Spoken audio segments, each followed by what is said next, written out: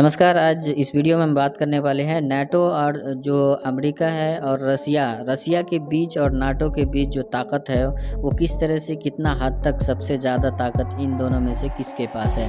और अब बता दें कि आपको रसिया जो है सबसे बड़ा देश है और सबसे जो है अधिक उनके पास तादाद भले ही ना हो, लेकिन उसकी जो ज़मीन है, उसका जो एरिया है वो सबसे ज़्यादा है। इसलिए ये नाटो जो है तोड़ने के लिए, या फिर अमेरिका कह लीजिए, अमेरिका इसको विद्रोह करके इसके जो छोटे छोटे टुकड़े हैं वो करना चाह रहा है। इसमें सबसे ज़्यादा ब्रिटेन और अमेरिका का इसमें सबसे ज़्यादा हाथ है। हम आपको बता दें कि इस वीडियो में पूरी जानकारी आपको बताएंगे कि इसलिए ब्रिटेन और जो अमेरिका है वो चुप क्यों है इसके ऊपर। नाटो भी इसका कुछ नहीं बिगाड़ सकते, क्योंकि नाटो में जो एग्रीमेंट बनाया गया है वो एग्रीमेंट के हिसाब से नाटो चल रहा है।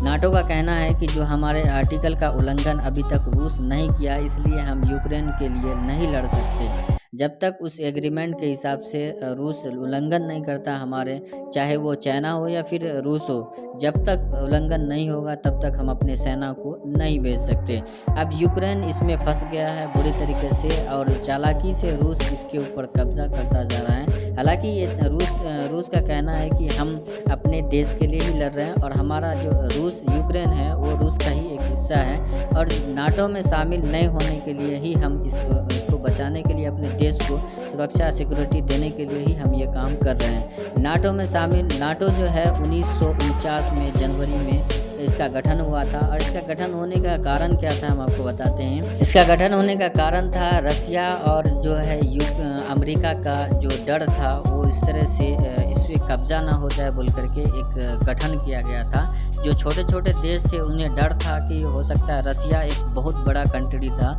और अमेरिका भी एक बहुत बड़ा कंट्री था, उनसे डर के जो है इसका गठन किया गया था, ताकि छोटे छोटे देश मिल करके इन लोगों के मुकाबला कर सकते। अगर बड़ी मछली अगर छोटी मछली को खाता है, इसलिए सेम वैसे ही एक कहानी है इसका भी कि छोटे छोटे देश मिल करके एक बड़ा गठन का निर्माण किया। ये 1949 में गठन किया गया था। आप देख सकते हैं कि रसिया कितना बड़ा देश है, और जर्मनी, पोलैंड, यूक्रेन, ये जितने भी छोटे छोटे, फ्रांस, ये सभी छोटे छोटे देश हैं, उन सभी मिल करके एक नाटो का निर्माण किया।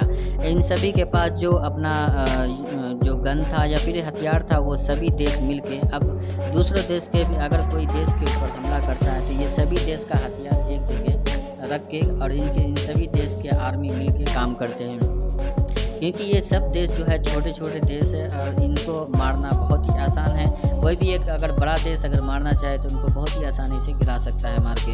इसलिए जो है ये नाटो का गठन हुआ था। अगर हम आपको बता दें कि यूक्रेन के पास कितना हथियार है, तो यूक्रेन के पास इतना ज़्यादा हथियार है, और न्यूक्लियर बम, उस टाइम में न्यूक्लियर बम नहीं था, लेकिन अब जो है यूक्रेन के पास न्यूक्लियर बम के भंडार पड़ा हुआ है।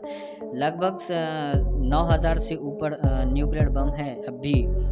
अगर लिखित में अगर बताया जाए तो 6,500 बताया जा रहा है, लेकिन अगर अनऑफिशियल तरीके से बात करें तो इसके अभी भी 9,000 से ऊपर न्यूक्लियर बम है। इसलिए अगर बात करें नाटो और इसकी, तो रसिया सबसे ज़्यादा ताकतवर है, उसके पास हथियार की कमी नहीं है, इसलिए किसी से डर